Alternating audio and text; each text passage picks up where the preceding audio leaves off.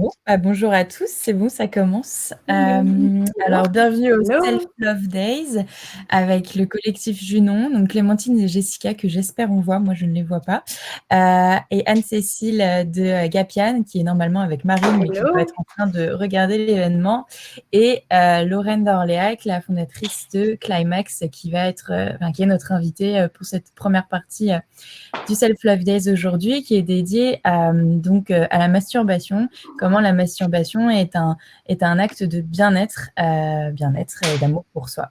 Voilà, je laisse peut-être rapidement Clémentine et Jessica présenter qu'est-ce que fait le collectif Junon, pareil pour Anne-Cécile, pour Gapian. Ensuite, je le ferai pour moi, pour Solcu. En attendant, vous pouvez juste voir comment la plateforme fonctionne. Pour ceux qui ne connaissent pas, on va surtout utiliser la partie questions si vous voulez poser des questions de manière complètement anonyme, où il n'y aura que nous, les intervenantes organisatrices, qui verront votre question. Sinon, dans le chat, vous verrez que normalement, vous ne verrez que les prénoms des gens et pas les noms de famille pour essayer d'anonymiser un minima. Mais il n'empêche que ça peut être pas mal pour discuter et voir les questions et intervenir par rapport à ce que dira Lorraine et Camille Bataillon tout à l'heure, la deuxième intervenante qui est sexologue. Donc voilà, vous pouvez peut-être commencer, voir comment ça marche en nous disant juste d'où vous venez, d'où vous nous écoutez. Et je laisse la parole à Clémentine et Jessica. Alors, déjà, bonjour à tout le monde et merci d'être ici aujourd'hui. Nous, on est le collectif Junon. Du coup, on est deux sur cette association. On a créé ça en 2014 pour parler de sexualité et de plaisir parce que c'est toujours comme tout. Ça l'était encore plus qu'avant. On n'avait pas de plateforme. Donc, on a créé une plateforme participative où on pouvait parler de sexe librement.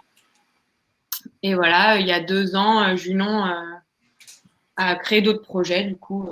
Oui, parce qu'en fait, on a commencé ce projet comme un projet étudiant. En fait, c'était un projet de fin de diplôme, de fin d'études. Et donc, on était de jeunes femmes dans notre petite ville alésienne. Et on n'avait pas trop accès à des informations sur la sexualité, en fait. Et c'est parti d'une réflexion où on s'est dit, ah, mais en fait, il y a des sex shops qui sont cool et on aimerait bien trouver un endroit où en acheter. Sauf que le seul sex shop de Annecy, c'était vraiment l'enfer. C'était vraiment un endroit où tu n'as pas du tout envie de mettre les pieds. Et on s'est dit, mais en fait, pourquoi il n'y aurait pas une plateforme, un site qui réunirait des informations sur un ton fun et accessible, en fait, qui parlerait de plaisir féminin. Donc, c'est vraiment une demande qu'on avait. Collectif Junon, maintenant, c'est un blog, surtout participatif, et surtout c'est comme ça, moi, que je vous ai découvert, un magazine qui s'appelle Hystérique. C'est ça. Donc, en fait, le blog a pris depuis 2014. Donc, voilà, il a un peu... voilà, on a changé un peu notre réflexion. Au début, on était vraiment plaisir féminin. Puis après, bon, on s'est un peu... on a réfléchi sur des questions plus générales de féminisme, de corps, de sexualité au pluriel. Et du coup, on a créé il y a 2 ans un magazine qui s'appelle Hystérique. Donc, un magazine artistique en hybride, en collaboration avec plusieurs artistes sur des thématiques qui parlent quand même de plaisir, de sexualité. Donc voilà ce qu'on fait, on organise des événements, des expositions. Ouais, on pourra en reparler, mettre des liens tout à l'heure. C'est trop bien ce que vous faites. Les magazines sont vraiment top. Et le deuxième est encore disponible. Je crois le premier, il n'y a plus de stock, mais le deuxième, on peut encore l'avoir. Donc ça, il faudrait mettre les liens.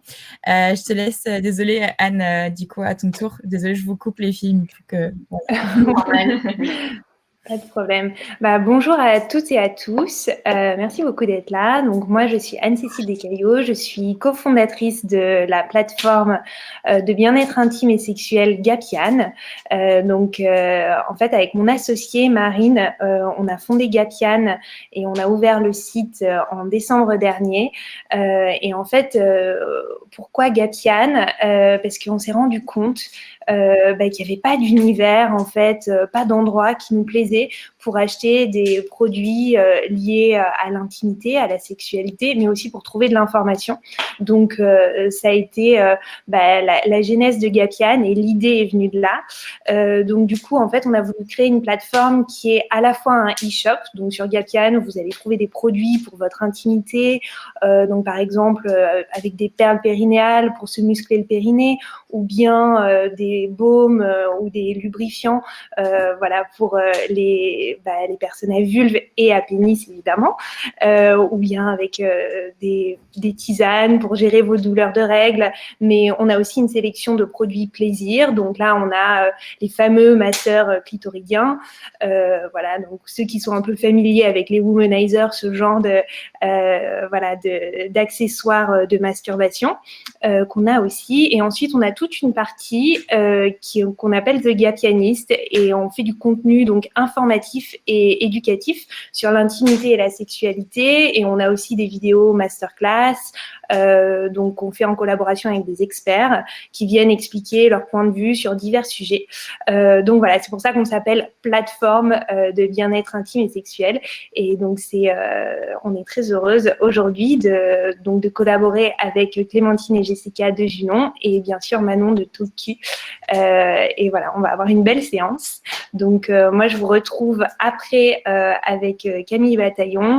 Voilà, on animera un petit échange avec Camille. Donc avec Clem et Jess, on va s'occuper du chat et on va répondre à vos questions pendant que Manon et Lorraine dialoguent en fait sur le beau projet de Climax. Merci. Alors du coup, et moi rapidement, donc Manon de Talku Univers. Pourquoi c'est un univers? Parce que nous, notre but, c'est de libérer la parole autour de la sexualité. Pour ça, il y a plein de moyens. Et c'est vrai qu'on a commencé par aussi un concept store en ligne et parfois des pop-up, où du coup, on choisissait tout type d'outils pour libérer cette parole, du sextoys au livre, à l'objet de décoration. Et on aimerait se développer vraiment plus sur l'éducation, parce qu'on l'a fait à travers ces objets-là, en essayant de les présenter, de faire vraiment une sélection parmi tout ce qui existe dans le milieu de la sexualité en termes d'objets. Mais on s'est rendu compte que finalement, il y avait toujours les mêmes questions de base qui restaient, notamment sur le sujet de la masturbation, qui est notre thème aujourd'hui. Et c'est pour ça que d'un côté, il y a donc ce concept store en ligne, les podcasts où j'interviewe les entrepreneurs ou les artistes ou les influenceurs qui font bouger les choses et qui réfléchissent à la sexualité d'hier, d'aujourd'hui et surtout de demain. Du coup, j'avais pu interroger Lorraine dès le 5e épisode sur ce sujet-là. Et du coup, on a lancé depuis la semaine dernière les webinars pour proposer de plus en plus de contenu d'information et bientôt des ateliers, j'espère, et des formations, des réponses, des accompagnements un peu plus personnalisés aux gens qui veulent réfléchir et prendre en main leur sexualité, puisque ça fait partie du bien-être, comme aller chez le coiffeur ou se faire masser. Voilà. Donc, je te laisse la parole, Lorraine, pour présenter Climax, qui est un super outil d'éducation à la sexualité. Ça marche. Merci déjà, Manon, pour cette invitation. Et merci à tous les gens qui se connectent et pour qui le sujet de la masturbation, en tout cas, est important.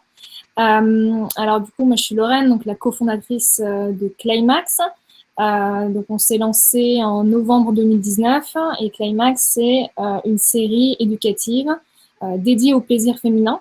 Donc, c'est un système qui fonctionne en fait par saison. Donc, pour l'instant, la saison 1 donc, a été lancée il y a un peu plus d'1 an et demi maintenant sur la stimulation externe du clitoris. Donc, on va dire sur la stimulation vraiment externe, en tout cas de la vulve. Donc, on ne parle pas encore de l'interne. Donc ça, c'est en format épisode 100% vidéo. C'est vraiment du contenu éducationnel, pédagogique, certes explicite dans le sens où vous pouvez voir véritablement une vulve en gros plan expliquer en fait les différentes techniques de masturbation avec une voix off qui vous guide en fait et qui vous donne des statistiques, le nombre de personnes qui ont apprécié cette technique, qui le pratiquent assez fréquemment, etc., etc. Donc, c'est soit à la fois des études scientifiques provenant d'études américaines ou autres, ou alors d'une étude que j'ai menée moi en fait en 2019 auprès de 107 femmes européennes et qui m'ont donné en fait leur technique favorite de masturbation. Donc voilà comment est Climax. Donc c'est vraiment du contenu 100% vidéo aujourd'hui. Peut-être qu'on va le changer dans quelques temps, mais en tout cas pour aujourd'hui, c'est vraiment du contenu 100% vidéo. Ouais, et c'est ça la force, en tout cas, de Climax pour l'instant, c'est cette approche différente qui est par la vidéo. Pourquoi tu as choisi la vidéo, en fait, parce que c'est quand même un choix qui peut paraître difficile. Comment montrer des techniques de masturbation, de bien-être, sans se faire qualifier de pornographique, montrer que c'est du bien-être, trouver comment filmer, comment montrer ça, bien choisir les techniques, parce qu'il y en a 17, mais il y a aussi d'autres vidéos où là, tu abordes au-delà des techniques, d'autres thématiques comme des pratiques liées au tantrisme ou des choses à faire en couple, un peu sur la méditation. Voilà, donc il y a toute une réflexion sur même l'ordre de ces vidéos, peut-être. Ouais, complètement. Donc, effectivement, tu as bien retenu, mais il y a 17 techniques de masturbation. Donc, pourquoi 17 et pourquoi pas 20 parce qu'en fait, on s'est rendu compte que c'était vraiment les 17 les plus pratiquées et les plus communes, en tout cas. Et puis, donc voilà, c'est un chiffre impair. Bon, bah, c'est comme ça. Mais en tout cas, on n'a pas voulu rajouter des techniques pour en rajouter, mais vraiment mettre en lumière celles qui sont les plus pratiquées par les femmes. Et ensuite, en effet, le choix de la vidéo, relativement logique aujourd'hui, dans le sens où les gens ont aujourd'hui l'habitude de regarder beaucoup Netflix, beaucoup YouTube. On a de plus en plus de mal, je pense, à focaliser aussi notre attention sur des textes trop longs, qui demandent trop de temps à être lus. Et c'est vrai que la force de la vidéo, c'est de pouvoir mettre en avant à la fois de l'information pertinente où les gens peuvent effectivement apprendre des choses intéressantes qu'ils ne savaient peut-être pas déjà et montrer des choses explicites, mais tout en...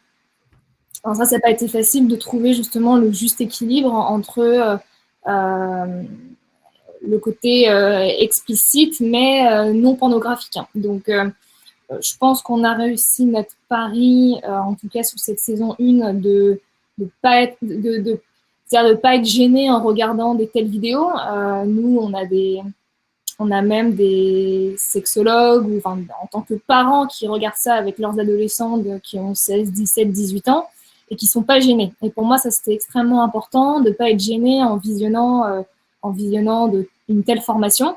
Et je pense que c'est pas le cas c'est sûr que c'est pas le cas. Enfin, je veux dire, on n'a jamais eu de retour négatif sur ce sujet-là. Voilà. Donc ça a été assez compliqué de trouver le juste milieu. Et ensuite, comme tu disais, on a donc 17 vidéos explicatives qui nous guident, pour l'utilisateur dans les techniques de stimulation externe. Et ensuite, on a rajouté à cela 6 exercices de ce qu'on appelle des séances de respiration en pleine conscience, donc qui sont issus du tantra. Donc c'est vraiment des exercices, je sais pas, peut-être il y a des gens ici qui nous écoutent, qui connaissent Petit Bambou, qui connaissent Headspace, etc. Bon, voilà, c'est à peu près du même style, mais sur l'aspect un peu plus tantra. Donc c'est des exercices qui peuvent être, dans certains cas, être réalisés seuls, ou être réalisés en couple, en duo, et qui peuvent être réalisés soit habillés, soit nus. Enfin voilà, après chacun fait ce qu'il veut. Et à cela, ensuite, on a ajouté des bonus en fait pour les partenaires, masculins ou féminins, peu importe, pour leur donner un peu plus de tips sur l'anatomie, voilà, le corps, d'autres petites techniques de stimulation externe, toujours. Que ce soit sur d'autres parties érogènes que uniquement sur les parties génitales. Voilà comment c'est. Découvrir que la masturbation, ça peut être, c'est une pratique, ça peut être une pratique de pleine conscience et pas forcément que concentrée sur ses parties génitales, du coup. Exactement. Ouais, c'est aussi sur tout ce qui est zone érogène. J'en profite pour placer cette question là qu'on a dans le chat. Parce que du coup, pour expliquer vraiment le fonctionnement, avant d'expliquer pourquoi quoi, la masturbation, etc. Donc le fonctionnement de Climax, on me demande, et c'était l'une de mes questions aussi la première fois que je t'avais rencontré, c'est la différence avec, quelle est la différence à part du coup la vidéo, mais il y en a d'autres, avec le site Oh My God Yes, que certaines peut-être connaissent aussi, qui est l'américain, la marque américaine qui a fait ça, enfin l'entreprise américaine qui a fait quelque chose de similaire, mais en fait pas du tout pareil. Ouais. Ce qu'a fait Oh My God Yes, alors effectivement, eux, ils se sont lancés en 2015, si je dis pas de bêtises. Ils ont effectivement été les premiers à parler de ce sujet-là de façon un peu frontale, donc en montrant vraiment des vidéos aussi explicites. Après, bon, on se distingue d'eux sur différents types. Alors effectivement, on reste tous les deux, Oh My God Yes et Climax, sur la même thématique, à savoir le plaisir féminin. Il y a la masturbation, mais pas que. Hein, c'est à la fois la masturbation, donc ce que les femmes peuvent se faire à elles-mêmes, et ce que les partenaires peuvent faire à leurs partenaires, enfin aux personnes à vulve. C'est que la grosse différence, je dirais, c'est que Oh My God Yes n'est pas uniquement effectivement 100% vidéo, ce que nous on est, en tout cas aujourd'hui, et surtout eux se basent uniquement sur des études qu'ils ont faites eux sur des femmes américaines, ce qui n'est pas notre cas.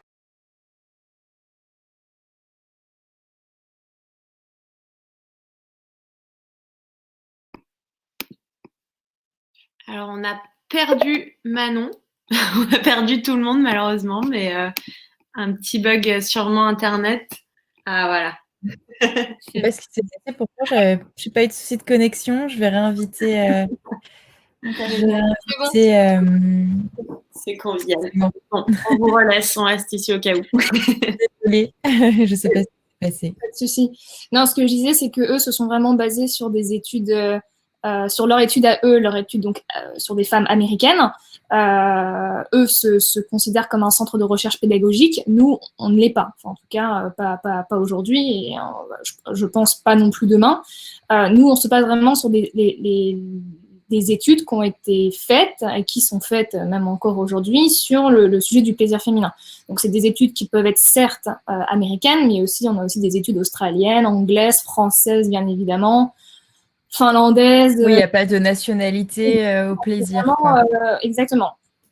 Et aussi, ce qui est important, c'est que pour moi, la sexualité qui est, je dirais, que les femmes font, en tout cas aux États-Unis, c'est pas la même sexualité, par exemple en Suède ou aussi en France.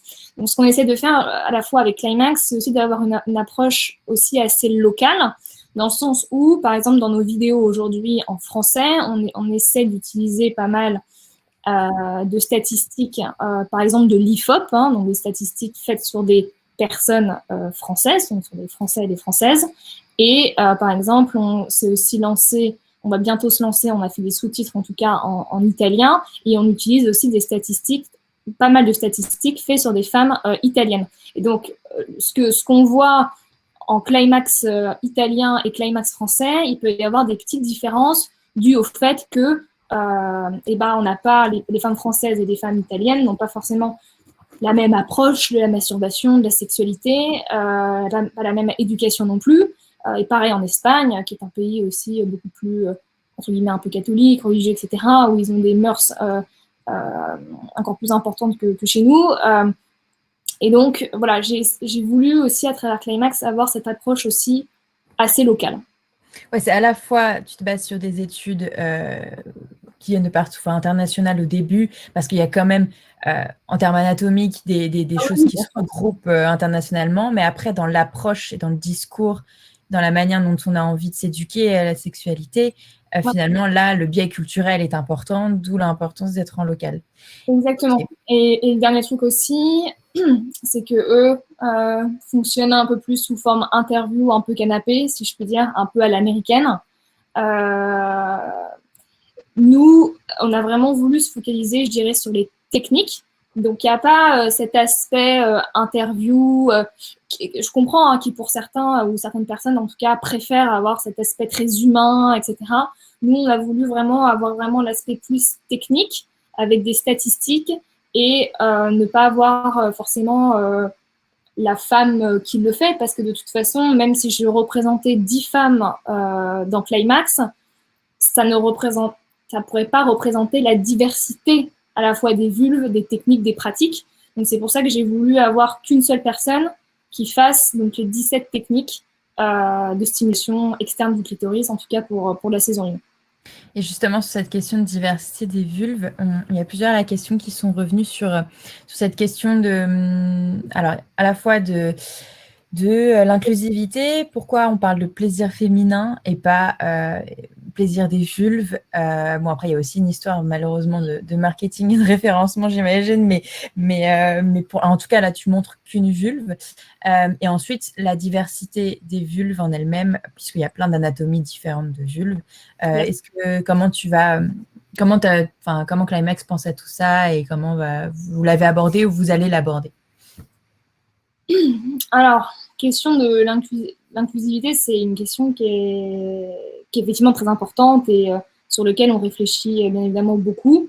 Pour moi, parler de plaisir féminin, je pense que c'est assez clair. Enfin, en tout cas, je pense pas que ça pose grand problème. Après, je me rends compte que dans la façon dont je parle, bien évidemment, je parle de femmes, mais c'est toujours un peu long de dire personne à vulve, etc. Donc, je m'excuse en tout cas si j'en froisse certains ou certaines. Mais en tout cas, ce qui est sûr, c'est que dans le discours de Climax, c'est-à-dire vraiment sur le site internet et dans les vidéos, on va procéder à un changement. Donc, on va vraiment modifier. Parce que quand je l'ai créé, en fait, il y a 1 an et demi, je n'avais pas encore toute cette perception, j'avais pas encore compris en fait l'importance, et je suis très honnête en disant ça, sur la diversité, et je pense que on apprend tous aussi sur le sujet, et donc ça c'est quelque chose qui va bien sûr évoluer. Comme c'est des vidéos, qu'il y a une voix off, qu'il y a un script, qu'il y a du motion design, etc., c'est assez lourd de tout. On peut pas changer comme ça en l'espace de 10 minutes, c'est beaucoup de travail, mais en tout cas c'est quelque chose sur lequel moi je m'engage. C'est que ce qui est sûr, c'est que d'ici quelques mois, il y aura un gros travail de réécriture sur le côté inclusif. Il y a une chose par contre qui est importante, c'est qu'aujourd'hui, chez Climax, on utilise beaucoup de statistiques, comme je disais, de statistiques scientifiques. On a beaucoup de sources scientifiques. Or, aujourd'hui, malheureusement, la science et toutes les études scientifiques qui ont été faites sur le plaisir féminin jusqu'à aujourd'hui ont été, dans la plupart du temps, été réalisées sur des femmes cisgenres hétérosexuelles. Donc, eux parlent de femmes, d'hommes, voilà. Et donc ça, là-dessus, on ne peut pas modifier parce que c'est les sources scientifiques qui sont comme ça, et donc je ne peux pas parler de personnes à vulve si eux parlent de femmes. Donc ça, là-dessus, je pourrais pas le modifier. Mais tout ce qui est en dehors... faut s'attaquer à changer la manière dont sont faites les études, donc c'est encore un autre travail, quoi. Voilà, c'est un gros travail, donc c'est pas forcément mon combat là aujourd'hui à l'instant T, mais je pense que de toute façon, dans les prochaines études scientifiques qui seront faites, je pense, dans les années 2020, ils prendront en compte cet aspect d'inclusivité, et c'est sûr que ça sera mis en place progressivement dans les prochaines années, mais ce qui est sûr, c'est que tout ce qui est antérieur à 2020, malheureusement, il parle encore beaucoup femmes, hommes, et donc je suis obligée de garder en fait l'exactitude en fait des termes qu'ils utilisent. Voilà. Ok, super. Et du coup, c'est quoi exactement le déclic? Parce que je sais que tu avais d'autres projets d'autres idées autour de la sexualité, d'éducation, etc. Pourquoi la masturbation finalement? Pourquoi c'était ça? Et la masturbation du coup féminine, pourquoi c'était le plus important? Voilà. Alors, comme je disais, on ne parle pas uniquement de masturbation avec Climax, mais on parle de plaisir. Donc, on s'est effectivement attaqué à cette question de type de stimulation parce que c'était un sujet qui était très peu abordé. Alors, aussi à la fois très bien abordé, par exemple, dans les articles de presse que j'ai pu lire, décortiquer, etc. Mais moi, en tant que lectrice, j'avais du mal à me représenter en fait les techniques qui parfois me semblait, enfin, je comprenais pas trop ce qu'elle voulait dire, la journaliste. Donc je me disais, tiens, ça serait quand même intéressant qu'il y ait, je sais pas, des vidéos ou en tout cas des illustrations qui illustrent en fait le propos et la technique. Et je me suis toujours demandé, ou quand j'en parlais avec mes copines, si les techniques qu'on faisait, est-ce que c'était normal, pas normal, est-ce qu'on était un peu bizarre, etc. Et donc c'est aussi venu de là, c'était vraiment ce besoin de se dire, ok, est-ce que, enfin, qu'est-ce que fait ma voisine typiquement? Est-ce qu'elle se masturbe comme moi, pas comme moi? Et ce que j'ai voulu aussi à travers Climax, c'était vraiment faire comprendre aux partenaires, donc essentiellement, j'avoue, masculins, forcément, qui connaissent moins bien le corps, la vulve et tout ce qu'on a autour. Je voulais vraiment leur faire comprendre que dans une relation, en tout cas, voilà, hétérosexuelle, il n'y avait pas uniquement que la pénétration qui était importante, mais qu'il y avait tout le reste, dont le clitoris, enfin, la vulve dans son intégralité et toutes les zones érogènes. Et donc, c'est pour ça qu'on s'est attaqué avec Climax vraiment sur cette première saison, sur l'aspect externe. Et j'ai beaucoup de questions, beaucoup d'hommes forcément, qui me disent « Ah, mais quand est-ce que vous allez aborder le plaisir interne? C'est ce qui m'intéresse moi, etc. » Je dis « Oui, mais vous n'avez pas compris en fait. » Je fais cette saison 1 justement pour que vous compreniez que l'aspect externe est tout aussi important que l'aspect interne. Je ne dénigre pas le fait que la pénétration n'est pas importante, c'est extrêmement important et il y en a qui ont beaucoup de plaisir à travers la pénétration et c'est top, mais c'est aussi important de comprendre en quoi l'externe est très important.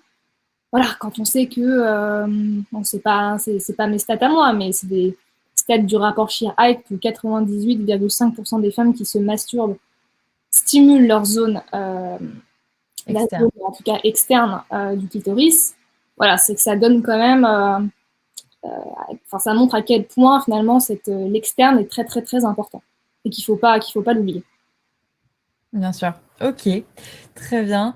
Et du coup, comment ça a été accueilli au début? À qui tu t'adressais et finalement, de toute façon, on en avait déjà parlé, mais c'était du coup l'année dernière, presque maintenant, la première fois que je t'ai interrogée sur Climax. Ça n'a pas trop changé. Ouais, ça n'a pas trop changé. Nous, forcément, quand on dit plaisir féminin, on se dit que ça s'adresse qu'aux femmes, enfin qu'aux personnes à vulve. Or, comme je te disais, c'était important pour moi, en fait, que ça soit les personnes à vulve qui se sentent concernées par le sujet et qu'il ou elle puisse se faire plaisir encore davantage. Mais c'était aussi important pour moi que leurs partenaires aussi puissent leur faire plaisir. Et donc, c'est pour ça qu'on a créé différentes formules aussi sur Climax, des formules à la fois dédiées aux personnes à vulve pour se faire plaisir elles-mêmes, mais aussi pour qu'elles puissent faire plaisir à leurs partenaires, si dans le cas de couples homosexuels, ou alors que les partenaires puissent faire plaisir aux personnes à vulve. Enfin, je ne sais pas si c'est clair, mais en grosso modo, voilà, le package éducation et classique, c'est pour les personnes à vulve, et le package premium, c'est pour les partenaires. Ok. Et du coup, il y a eu beaucoup d'engouement de... On est à 50-50, c'est-à-dire qu'il y a autant de personnes seules, je dirais, de personnes qui l'achètent pour elles-mêmes et des personnes en couple ou, en tout cas, qui s'intéressent au plaisir féminin et qui veulent l'acheter pour eux pour s'améliorer et qui sont tout simplement curieux et qui veulent du coup faire plaisir à leur partenaire. Et donc ça, c'est chouette parce que on n'est pas dans quelque chose de de trop perso. Ça veut dire qu'il y a vraiment des gens qui sont curieux, qui veulent apprendre davantage, qui veulent s'améliorer, qui veulent juste en connaître davantage, et ça fait quand même plaisir. Et on est vraiment 50-50, donc je ne saurais pas dire la proportion homme-femme, etc., mais en tout cas, je dirais femmes et partenaires, on est très équilibrés. Ah, mais ça, c'est top. Du coup, c'est autant une pratique solo qu'une pratique d'apprentissage à deux ou seul. Je sais pas, après, tu peux pas forcément savoir si le partenaire achète pour regarder seul ou il propose à son autre partenaire de regarder ensemble. Mais ça, j'ai pas beaucoup d'informations là-dessus, mais Ouais, je pense que ça doit être assez équilibré aussi. Il y en a beaucoup qui se l'achètent, par exemple, pour la Saint-Valentin, qui l'offrent aussi en cas de Noël ou voilà. Ouais, j'ai pas trop de stats là-dessus, mais en tout cas, mais dans la plupart des cas, quand même, ils le regardent à deux. Donc, en tout cas, des retours que j'ai pu avoir, des témoignages, souvent, ils le regardent à deux et ils sont pas du tout gênés. Hein. C'est, comme je disais, c'est quelque chose, c'est plutôt bien présenté, enfin, c'est même très bien présenté. Et donc, c'est pas gênant de regarder ça à deux ou même seul. Voilà, c'est un peu comme regarder ou suivre une recette de cuisine, quoi. C'est vraiment, c'est pas gênant, quoi. Ok. Et qu'est-ce que je veux dire? Oui, dans les retours que tu as eus, Ouais. qu'est-ce que tu as pu avoir du coup, parce que tu nous as parlé évidemment des retours, surtout personnes à pénis qui étaient là, ou d'hommes hétérosexuels plutôt, qui disaient oui, quand est-ce qu'on passe du coup à la technique de pénétration, etc. Donc là, c'était plus pour changer ou pour apporter de nouvelles choses, mais déjà là, avec tout ce qu'il y a sur Climax, quels sont les retours? Est-ce qu'il y a des techniques qui plaisent plus que d'autres? Est-ce que tu peux savoir ce genre de choses? Alors, nous, on ne demande pas trop de choses de la part de nos users. On évite de trop s'immiscer dans leur intimité. En tout cas, effectivement, on a bien sûr des retours, des témoignages en disant, enfin, il y en a une, par exemple, qui me vient en tête, hein, une personne, par exemple, qui avait des problèmes de dyspareunie, donc qui a mal, par exemple, lors d'une pénétration vaginale, et pour qui, en fait, cette découverte sur la stimulation externe lui permettait justement d'explorer de nouvelles sensations et surtout un peu en profiter sans forcément passer par la case vagin. Donc il y a pas mal de retours comme ça et sinon globalement globalement les gens bien sûr adorent et découvrent des nouvelles techniques qu'ils ne connaissaient pas ou qui ne pratiquaient pas et pour qui ça a été une sorte de découverte vraiment positive et qu'ils ont pu vraiment explorer des nouvelles sensations, des nouveaux plaisirs et donc ça c'est hyper chouette, quoi. Ok, comment t'expliques du coup, alors après que ce soit sur des études ou même juste toi, de par ton expérience, tu vois, que les gens de tout âge, parce qu'il ne me semble pas que tu aies une classe d'âge particulière dans les gens qui regardent Climax, mais tu vois, se découvrent des choses et attendu parfois tellement d'années pour, voilà, pour se renseigner sur leur sexualité, surtout quand il y a un problème, par exemple, style douleur, dyspareunie ou pas, pour se dire, ah oui, j'aurais pu faire ça, je peux faire ci, je peux faire ça sur ma sexualité, qui est quelque chose enfin, ce qui a l'air d'être quelque chose de si courant pourtant, quoi. Non, je comprends ton point. Je dirais tout simplement. Alors du coup, il y avait plusieurs questions dans ta question, mais globalement, comme je disais, en tout cas pour les couples hétérosexuels, malheureusement, on met en avant beaucoup l'aspect, la pénétration, quoi. Et souvent, on relaye l'aspect externe à des préliminaires. Et souvent, donc, les préliminaires, ça dure quelques minutes. Et puis ensuite, on passe à la vraie phase qui est la pénétration. Bref, et donc du coup, on dit d'une certaine manière que faire l'amour, en fait, ça revient à parler de pénétration. Or, pas du tout. Pour moi, déjà, on ne devrait même pas parler de préliminaire. Les préliminaires, faut mettre ce mot, je pense, à la poubelle. Et du moment qu'il y a un aspect de plaisir, pour moi, il y a du love, quoi, hein, que ce soit du self-love ou du love partagé à deux ou à plusieurs, d'ailleurs. Donc c'est vraiment, je pense, ce problème de pénétration qui a été beaucoup trop inscrit dans nos têtes et particulièrement dans la tête des femmes. Vraiment cette injonction. Et ensuite, sur la partie user, nous, on a pas mal de... Je dirais que la majorité de nos users, ils ont 35 ans et plus. Donc, c'est une population... je veux dire, on n'a pas des millennials hyper jeunes. Enfin, on en a quelques-uns, bien évidemment, mais je dirais vraiment le cœur de nos clients, c'est des gens qui ont 35 ans et plus.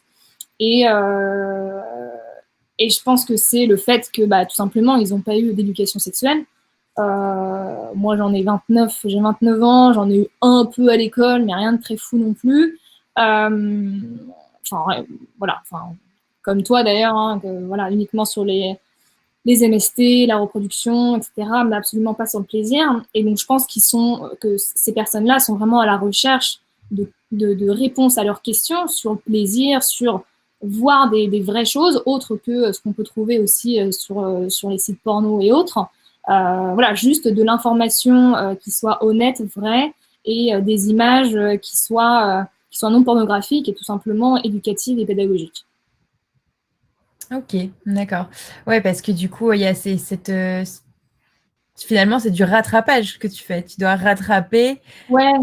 le manque d'information ou la mésinformation que les gens ont reçu sur ce qu'est ou ce qu'était leur sexualité, c'est-à-dire ne serait-ce que changer de vocabulaire. Là, si on doit répondre à la question, la masturbation, qu'elle soit seule ou en couple, du coup, est-ce que c'est des préliminaires, du coup, ou alors ce n'est pas des préliminaires puisque ce n'est pas la pénétration n'est pas le centre n'est pas censé être le centre de la relation sexuelle.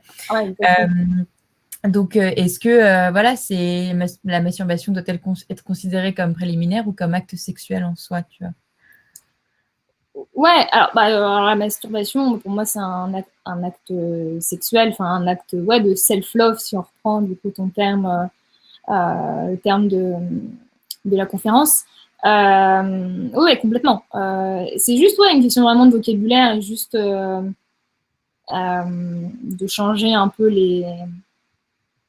comment dire, juste de s'ouvrir et un peu changer de répertoire sexuel, quoi, parce que sinon on tourne très vite en rond et donc c'est pour ça que voilà, enfin je me répète, mais que vraiment cette saison 1, j'ai vraiment tenu tête aussi à mon associé en lui disant, moi je veux vraiment qu'on parle uniquement de plaisir externe, que les gens comprennent, hommes, femmes, peu importe, comprennent vraiment l'importance, en tout cas de la partie de la vulve et de toute du clitoris, essentiellement, bien évidemment, de toutes les parties érogènes, avant de se plonger sur la partie pénétration anal-vaginale en saison 2, qui devrait pas tarder à sortir d'ailleurs. Ok. Donc ça, c'est la saison 2. Ouais, du coup, c'est ce que j'allais te demander. La suite est prévue. Là, c'est bon, c'est décidé que ce sera sur cette partie-là, du coup, en deuxième partie pour Climax. Ouais, complètement. Je pense que le plaisir féminin ne s'arrête pas évidemment que au clitoris, même si aujourd'hui on parle que de clitoris, c'est bien. Mais il n'y a pas que ça. Il y a aussi le plaisir interne. Il faut quand même pas l'oublier. Donc oui, donc, du coup, on va en parler. Alors, je sais pas quand est-ce qu'on sortira, mais je pense très bientôt. En tout cas, le tournage est fini, etc. On est hyper content du résultat. Et là, on va parler du plaisir interne, donc à la fois anal et vaginal, parce que on a, voilà, dans le vagin, il y a énormément de régions, je dirais, de plaisir, et non pas de points. J'aime pas trop le mot point, point G, point machin. Mais en tout cas, de zone ou de région, ouais. Exactement, de région, de régions de plaisir qu'on va aborder dans cette saison 2. Ok, voilà. D'accord. Bon, super. Comment est-ce que tu conseilles d'aborder, de découvrir Climax quand on s'inscrit, peu importe le pack qu'on prend, tu vois, les vidéos auxquelles on a accès? Enfin, tu me diras, oui, l'approche est du coup différente, mais mettons que là, on achète le premier ou la totalité, donc les vidéos, finalement, pour soi d'abord, avant qu'on soit en couple ou pas, là. Comment est-ce qu'on les regarde toutes d'un coup, on fait comme on veut, qu'est-ce qu'on fait? Alors déjà, on peut découvrir avec une vidéo gratuite, voir si le format plaît et voilà, si on n'est pas mal à l'aise ou à travers donc un petit épisode gratuit donc qui est disponible en mettant juste son adresse mail. Et ensuite, on choisit donc les packages qu'on souhaite. Donc, en tout cas, pour les personnes à vulve, je pense que le pack classique, éducation et classique est suffisant. Et puis après, si on est en couple, effectivement, et qu'on veut aller explorer un petit peu plus loin, le pack premium est aussi très intéressant. Et donc c'est 100% vidéo, donc qu'on peut regarder à la fois sur son téléphone et sur son ordi ou sur n'importe quel autre device, format, etc. Et ça se regarde. Il y en a qui regardent plusieurs fois Climax, il y en a qui regardent d'un seul coup, il y en a qui le regardent en plusieurs fois. C'est vraiment comme chacun souhaite. Quand même, il faut être conscient que si on achète le pack premium et qu'on veut vraiment tout regarder d'un coup, c'est quand même 2 heures et quelques, donc faut se prévoir un peu de temps, quoi. Mais sinon, ça se regarde vraiment en petits morceaux. Je pense que c'est quand même plus digeste si on le regarde, je sais pas, en 3-4 fois, par exemple. Et voilà, et juste se dire, voilà, ce soir, je regarde 3-4 épisodes, je garde en tête la technique, j'essaye peut-être de la mettre en pratique quand j'ai le temps et quand j'en ai envie aussi. Et puis regarder les autres un petit peu plus tard, quoi. Je pense que c'est comme ça que je fonctionnerais si j'étais cliente de Climax en tant que user. Et donc, le contexte dans lequel on peut regarder, c'est encore... non, c'est 2 questions que je mélange, mais parce que j'avais recueilli des questions de... concrètement, oui, comment crée-t-on un environnement propice à un moment de masturbation ou quoi? Mais là, du coup, c'est 2 choses différentes. En fait, je pensais à dans quel contexte on regarde Climax et après dans quel contexte on fait la masturbation, parce que c'est pas forcément en même temps, parce que c'est pas... non, l'idée c'est pas du tout en même temps. T'as bien raison, Manon. Climax, c'est vraiment, je dirais, pédagogique, donc. En fait, les épisodes sont assez courts, donc celui ou celle qui arrive à se faire plaisir en l'espace de, je sais pas, quelques secondes ou 1 ou 2 minutes, faut être fort. Mais ça se regarde plutôt vraiment, un peu comme je dirais comme un Netflix, quoi. Juste on se pose le soir, on regarde, machin, et puis on garde en tête la technique, et puis on le reproduit ensuite quelques heures plus tard. Quand on est prête. Et je regardais juste les commentaires et qui parlaient de Vox et Cox, et de n'importe, et autres audio porn d'ailleurs, et ça complètement, mais ça c'est plutôt effectivement ça en live, c'est-à-dire qu'on met ses écouteurs et puis on se laisse guider, on se laisse porter par là où les voix féminines, masculines, et là on réalise sa technique. Soit qu'on a la technique d'abord, on apprend de nouvelles techniques, on s'inspire, etc. Et on les met en pratique bien plus tard. Bien plus tard. Exactement. Dans un autre contexte, soit sans aucun support, soit avec la pornographie, qu'elle soit visuelle ou auditive, avec toutes les références qu'on nous a envoyées sur le côté. C'est pas du tout excitant. En tout cas, pour les personnes, je ne sais pas s'il y en a parmi vous des gens qui ont peut-être déjà acheté Climax, mais c'est pas du tout des images qui sont excitantes. Parce qu'on dissocie vraiment l'aspect vidéo-image et l'aspect voix. Donc, de toute façon, il n'y a pas de son dans la vidéo, le son de la personne qui réalise les techniques. C'est une voix off, qui est la mienne en tout cas, pour le français. Donc voilà, c'est vraiment dissocier l'image, la vidéo et la voix off. Donc voilà, il y a pas de... moi du coup j'avais vu, mais je préfère quand même reposer la question comme si je savais pas, parce que c'est des questions que j'ai pu recevoir en mode, mais du coup ok, c'est éducatif, mais est-ce qu'on peut l'utiliser comme support en même temps? Non, c'est pas la même chose, quoi. Pour le coup, on est vraiment là pour apprendre et se renseigner, et juste d'une manière aussi plus digeste que lire un article ou des schémas, comme on disait tout à l'heure, quoi. Ouais, complètement. Ok. Ouais, tout à fait. C'est bon ça. Eh bien, super. Je crois pas avoir énormément d'autres questions. Est-ce qu'on a répondu à toutes les questions qui peuvent concerner directement Climax pour les questions plus techniques Il y en a qui...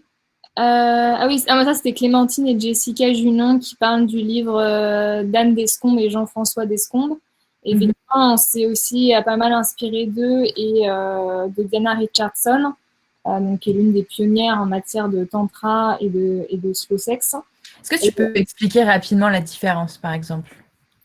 entre le slow Alors, sex bah, et ton... alors déjà, souvent, malheureusement, le tantra, dans notre culture occidentale, c'est souvent associé au sexe, ce qui n'est pas vraiment le cas. Non, c'est pas le cas à la Base, le base. tantra, c'est quand même des exercices pardon, de respiration.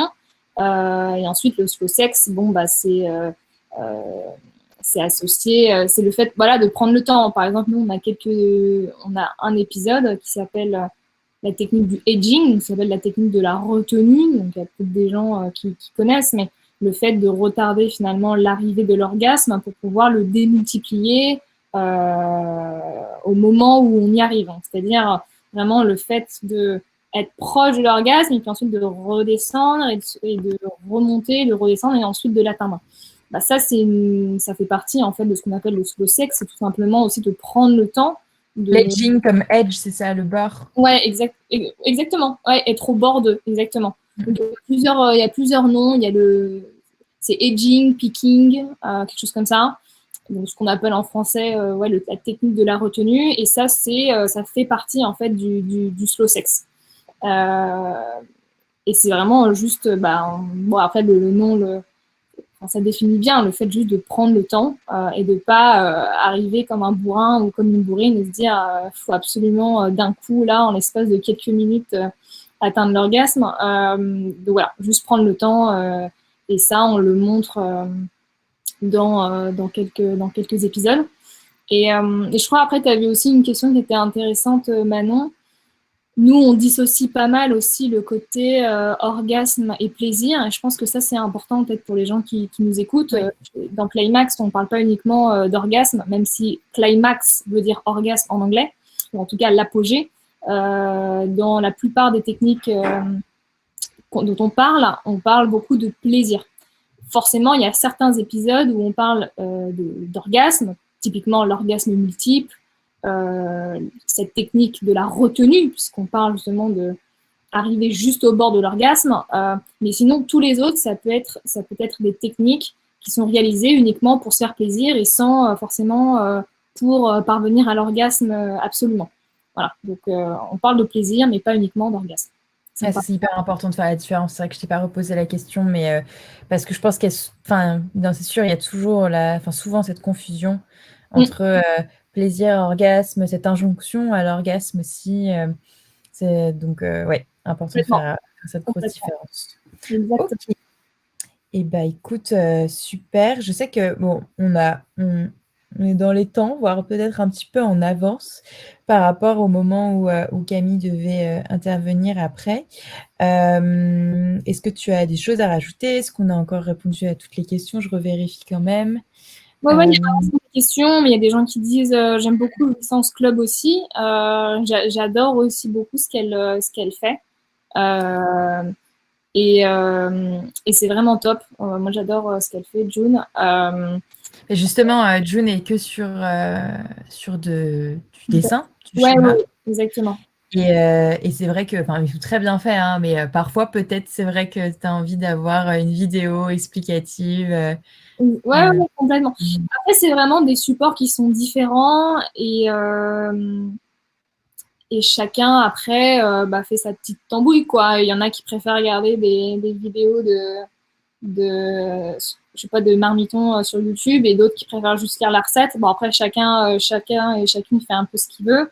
Moi, j'aimais bien ce côté très réel, un peu explicite, un peu brut de décoffrage, quoi, si je puis dire, qu'on n'a pas forcément l'habitude de voir, ou en tout cas quand on voit des sexes en gros plan, c'est uniquement dans des films porno. Et souvent, c'est vraiment les mêmes sexes partout. Et donc l'idée, voilà, je voulais à la fois combiner l'aspect technique, comme par exemple peut faire June, Jouissance Club et d'autres, et l'aspect vraiment voilà, très vidéo, très explicite, et de trouver ce juste milieu. Voilà. Donc ouais, non, mais moi j'adore ce que. Mais c'est super qu'il y ait autant d'initiatives, en tout cas sur le sujet, que ce soit des illustrations, du motion design, des vidéos, des livres. C'est vraiment top, quoi. se développe de plus en plus parce qu'il y a un vrai besoin, quoi. Ouais. Ouais, complètement. Alors, il y a 2 questions qui sortent un peu du sujet précisément, mais quand même, sur comment ton entourage a accueilli ce projet, enfin cette entreprise finalement. Comment ça a été pris? Parce que du coup, si toi tu promeus tout ça et le fait d'en parler, le fait de se découvrir, mais finalement après, il faut pouvoir en parler, l'assumer devant sa famille. Ouais. Moi, c'est quelque chose qu'on me pose aussi parfois. Ouais. Bon, j'en parle pas des masses non plus. Après, ils savent très bien ce que je fais. Non, non, ils sont OK avec ça. Bon, ils m'ont dit, tu fais pas du porno, hein. J'ai dit, non, non. Donc, non, non, voilà. Ils ont compris qu'on était quand même sur. J'ai rien contre le porno, hein. Je trouve ça très bien aussi. Je trouve ça génial. Après, c'est un autre type d'univers aussi. Mais en tout cas, voilà, moi je voulais vraiment rester aussi sur l'aspect pédagogique, sex education, quoi. Et donc non, ça a été très bien accueilli.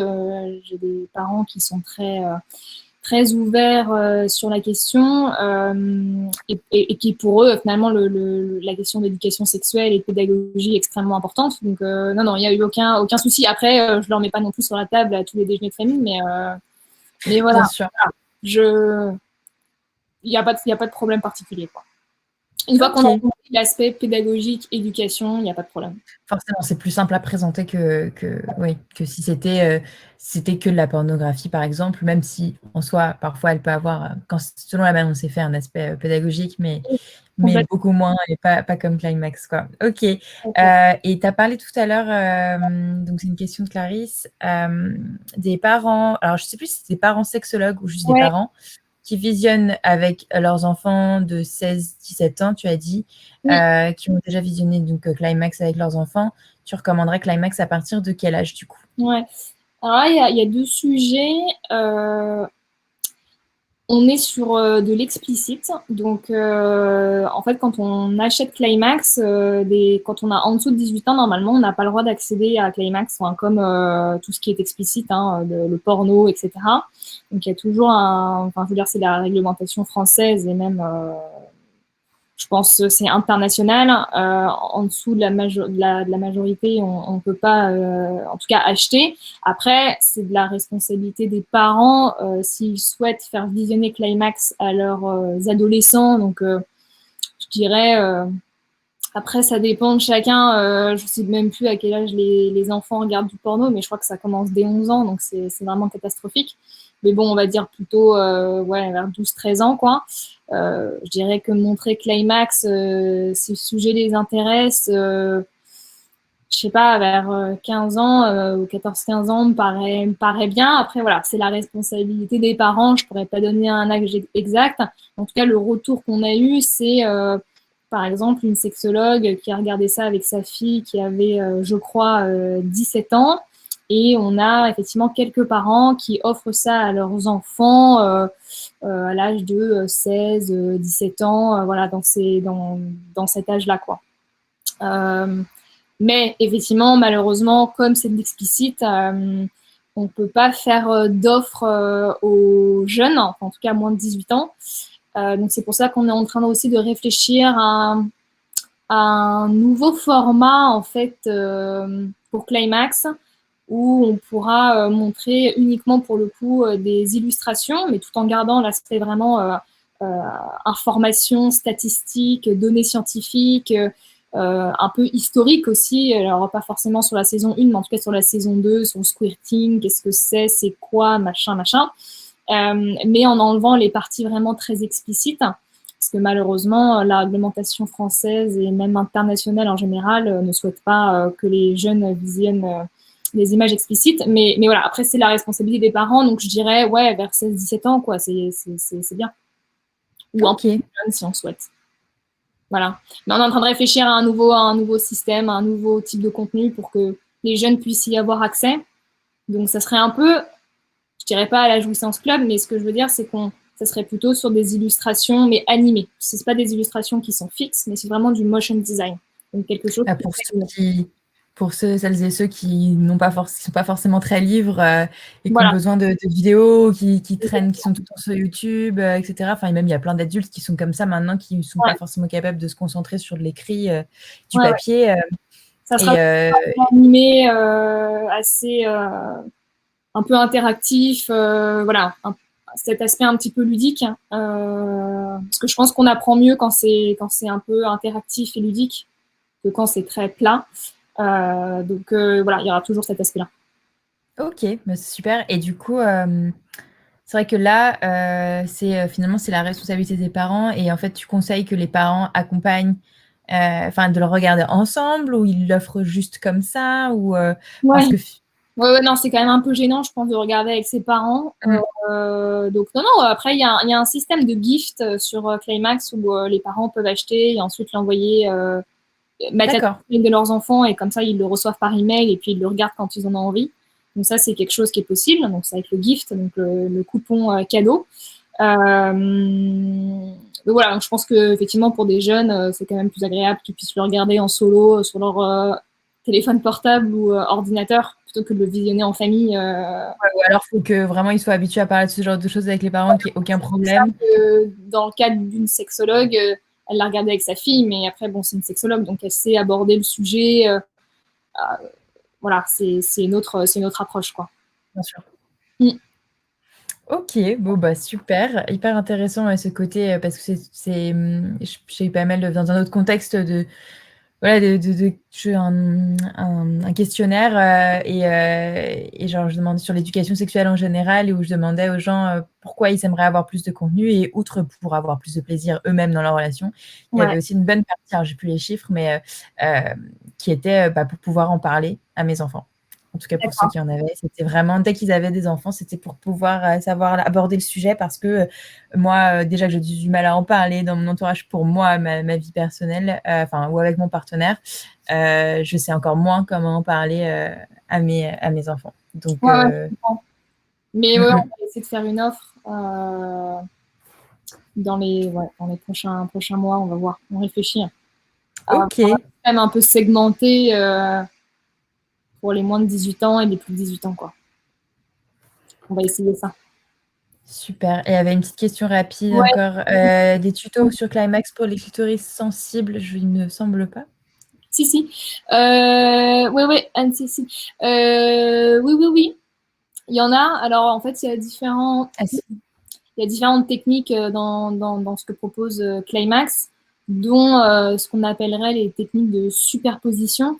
Donc, c'est-à-dire pouvoir ajouter des couches, des layers entre le gland du clitoris et sa main, enfin, le sextoy. Donc, ce qu'on appelle vraiment, bah, c'est tout simplement rajouter des couches, que ce soit un sous-vêtement, que ce soit, je sais pas, un bout de drap, etc.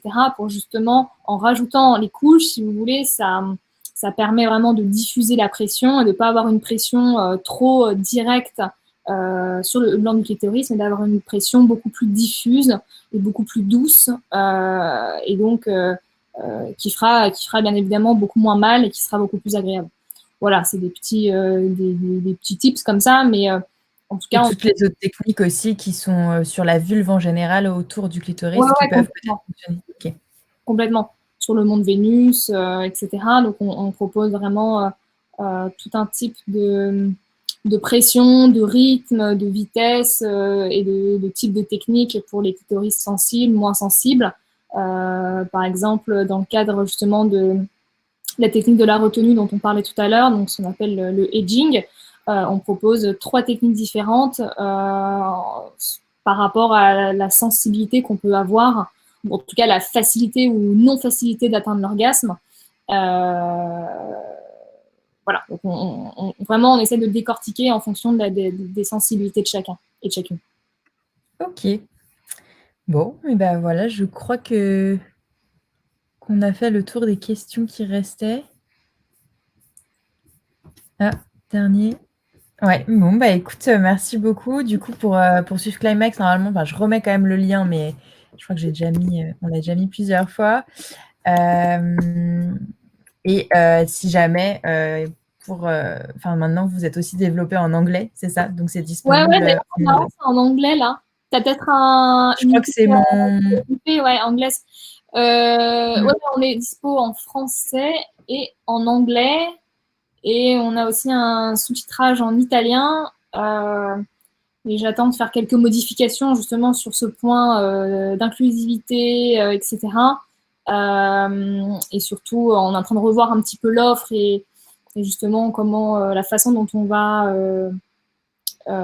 présenter le contenu. Mais en tout cas, ça sera dans bien plus de langues dans quelques mois. Enfin, j'espère en allemand, espagnol, italien, espagnol d'Espagne, espagnol d'Amérique latine. Donc voilà, on essaye de se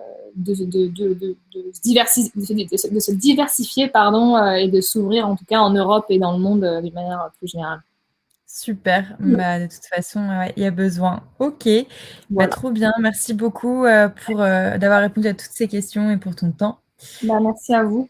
Et puis là, on va enchaîner. On va retrouver du coup Camille Bataillon, qui elle est sexologue et va nous présenter une nouvelle plateforme qui se lance la semaine prochaine normalement, qui s'appelle Mia.co. Qui est une plateforme de téléconsultation avec des sexologues. Donc, pareil, là, dédié au plaisir et féminin.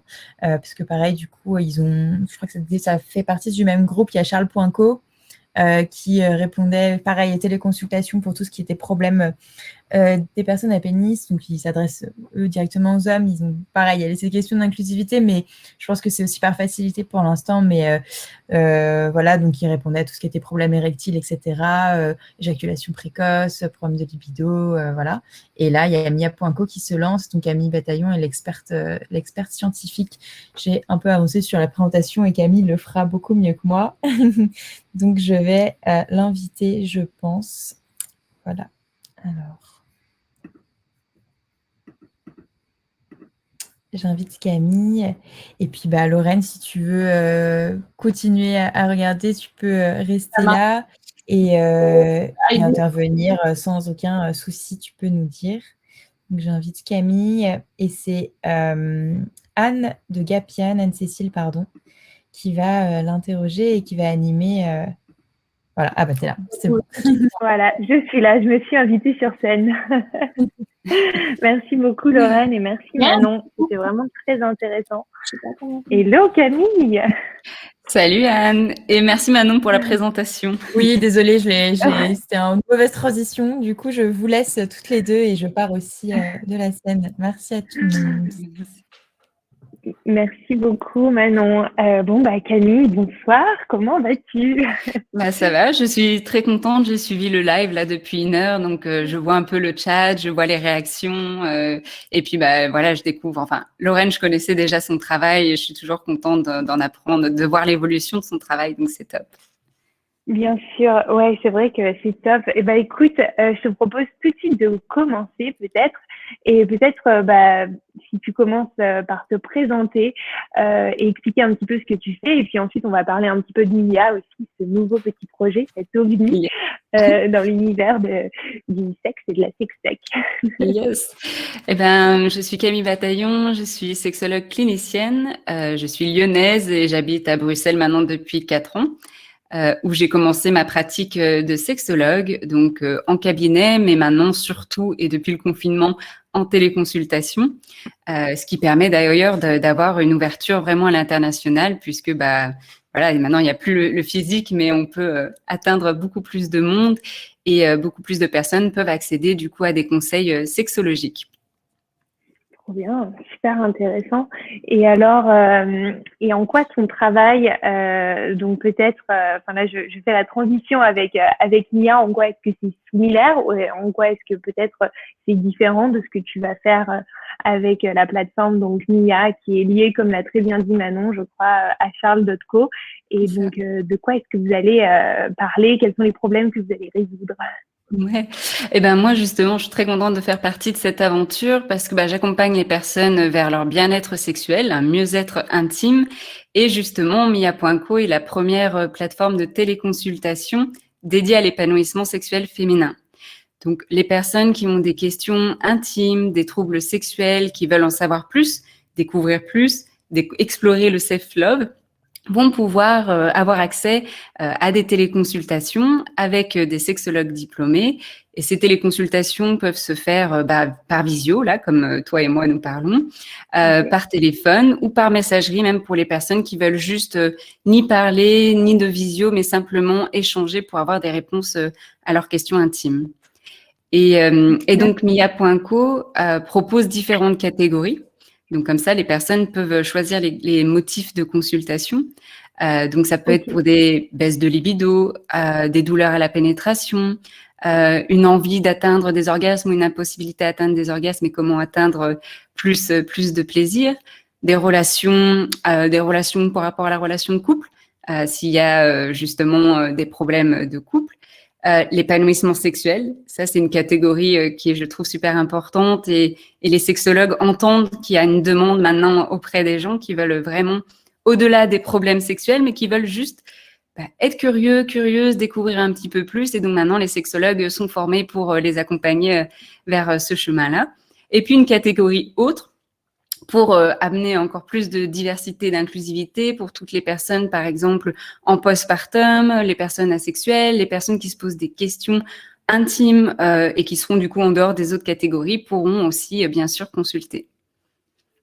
D'accord, oui, c'est hyper intéressant parce que c'est vrai que parfois, en fait, je pense que ce qui est le plus dur pour les personnes, c'est peut-être de sauter le pas, de se dire, je vais consulter un sexologue, mais en fait, pourquoi est-ce que j'irai? Donc, c'est vrai que c'est bien d'avoir ces éléments de personnalisation et je pense que, en fait, si c'était de ma propre opinion, je pense que tout le monde devrait consulter un sexologue parce que je pense qu'on en apprend toujours énormément sur soi et puis très souvent, on est bloqué avec nos problèmes. Donc, je trouve ça génial, en fait, que vous ayez pensé à des catégories pour aider les gens à penser en quoi, parce que parfois aussi, ça peut être avec un partenaire, consulter avec un partenaire ou consulter peut-être seul aussi. Peut-être que ça, tu peux nous en dire un peu plus. Oui. Comment marchera la plateforme? Est-ce que c'est vraiment des consultations individuelles ou est-ce que c'est pour aussi les personnes qui sont en couple, dans un partnership, comme on dit?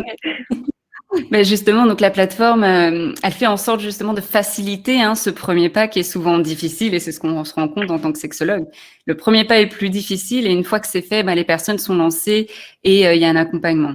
Et donc là, avec la plateforme, en proposant différents motifs de consultation, les personnes peuvent choisir la catégorie qui les intéresse, répondre à un questionnaire au préalable qui permet justement à là ou le sexologue d'avoir les informations nécessaires pour justement commencer la première séance dans le vif du sujet et enfin, en tout cas, avoir toutes les informations nécessaires pour vraiment appréhender la situation au mieux et puis ensuite accéder à un suivi personnalisé. Alors, les personnes peuvent consulter en individuel, donc si elles sont célibataires ou si elles sont en couple. Et puis, dans le futur, évidemment, il y aura aussi pour les couples pour consulter ensemble. D'accord, ok, c'est super intéressant et du coup ça me fait une belle transition pour te poser ma première question. Pourquoi en fait, je me suis un peu avancée sur le sujet, mais pourquoi consulter donc une ou un sexologue? Pourquoi est-ce que les gens viennent te voir? Pourquoi est-ce qu'ils veulent consulter avec toi? Et en quoi est-ce que c'est bénéfique en fait pour tous et toutes? Oui. Alors, ça peut être pour plusieurs raisons, évidemment. Des fois, c'est des troubles donc sexuels, donc ce qu'on appelle troubles sexuels. Ça peut être des troubles érectiles, ça peut être des problèmes à atteindre l'orgasme, des douleurs à la pénétration, du vaginisme, une baisse de libido. Ça peut être aussi simplement par des questionnements sur est-ce que je suis normale? Ça, c'est souvent les choses, les questions qui reviennent d'avoir de la réassurance par rapport à leur situation. Et puis, des fois aussi, c'est justement tout va bien, mais j'ai besoin de pistes pour explorer. J'ai envie d'explorer, par exemple, je sais pas, j'ai envie d'explorer le polyamour et je ne sais pas par où commencer. Donc, la sexologue peut accompagner aussi là-dessus. Et donc, c'est bénéfique parce que ça permet d'une part d'avoir de la réassurance, comme je disais. Ça permet d'avoir des informations de qualité parce que c'est vrai que sur Internet, on peut trouver ces informations-là.